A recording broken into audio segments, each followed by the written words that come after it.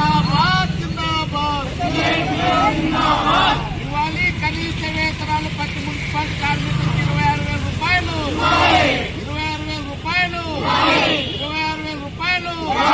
26,000 రూపాయలు ఇవ్వాలి. అమలు చేయాలి పిఎఫ్పిఎస్ సౌకర్యాన్ని. పిఎఫ్పిఎస్ సౌకర్యాన్ని ఇవ్వాలి. కాంట్రాక్ట్ కార్మికులకు ఇచ్చినటువంటి 12,000 రూపాయలు. 12,000 రూపాయలు అమలు చేయాలి.